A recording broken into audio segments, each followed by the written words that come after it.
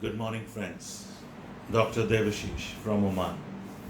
Today I'm going to touch a very sensitive topic which has really disturbed me for the last 24 hours, and that's reading about the sudden, sad demise, the tragical demise of Bollywood film actor Sushant Singh Rajput.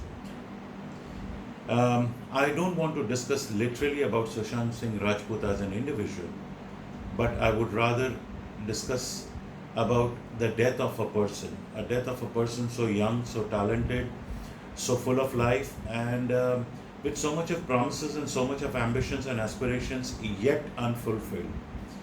What, why, or the reason why he took the drastic decision of terminating his lifespan suddenly, so acutely, with absolutely no one around him in his immediate surroundings being aware to pick up or diagnose the warning signals or the prodromal signs, as we call it in clinical medicine, to detect that there was such an amount of turbulence over the apparent calm waters, of his mental sanity that drove him to commit this dreadful act.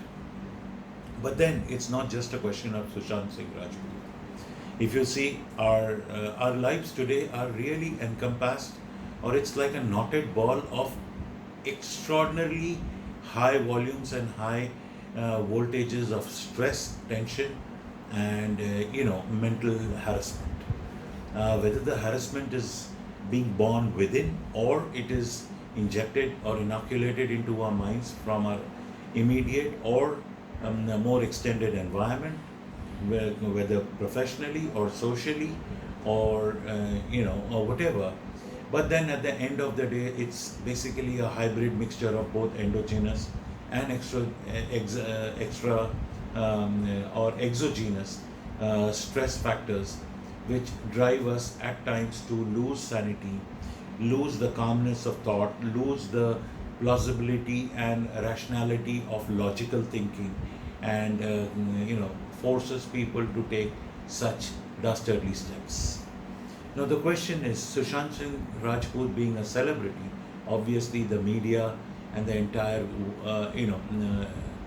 community's attention would be focused into trying to unravel, dissect, and try to find the cause what led him to commit suicide.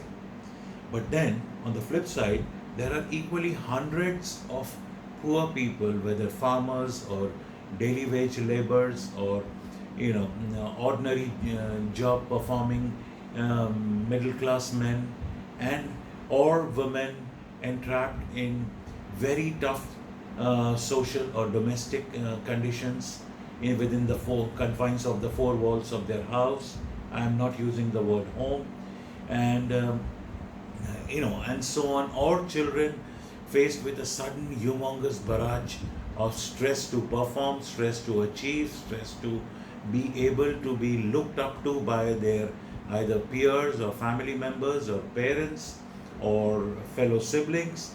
So every age frame of human strata is going through a period of grinding stress and strain. And to those, or for some of us who are unfortunate to not have the support, the backup, and the emotional casserole, as I love to call it, they end up taking such major life shattering decisions, and it's not just their lives which they put in jeopardy or at stake, but then it equally disrupts the lives of the people in their immediate vicinity. Now here comes the question, because last 3 to 4 months I am barraged, flooded by an avalanche of all kinds of glorious, enticing, tempting, and life-changing, life rejuvenating, and totally process re-engineering assured, guaranteed therapies, remedies, and advices from so-called psychologists, psychotherapists, clinical counselors, and behavioral therapists, and so on and so forth, blah blah blah blah blah. But what I feel is that the root cause of anybody, from a poor farmer in a rural district of Maharashtra to Sushant Singh Rajput staying in a plush Bandra apartment or a penthouse apartment, is one common factor. That is, they do not have anybody to connect, they do not have a shoulder to cry on, they do not have a set of ears which are willing to only listen without being judgmental.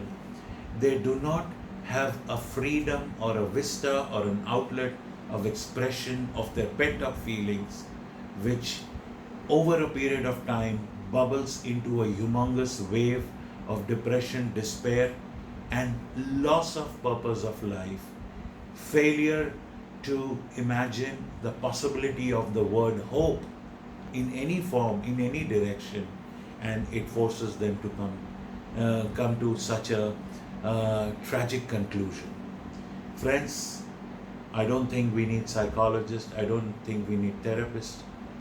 I don't think we need anybody, but we just need one single friend or one single person, whoever he or she may be, who is willing to listen. So if you are the person who's willing to be that good listener, to be that shoulder, to be that ear, who's willing to hear someone's pathos, no matter how gibberish or how senseless or how mundane it may sound to you, but just being a good listener without being judgmental, I think you could save a life, whether it's Sushant Singh Rajput or it's a poor farmer or a small kid appearing for class 10th or 12th, or a housewife who's fed up with the domestic situation brought upon her by her people in immediate vicinity. Thank you. And this is just a message. This is not just a message. This is something that I have decided I'm going to incorporate, imbibe, and start practicing rather than preaching from this very moment in my life. Hope you also feel like doing the same. Thank you. Stay blessed. God bless everybody.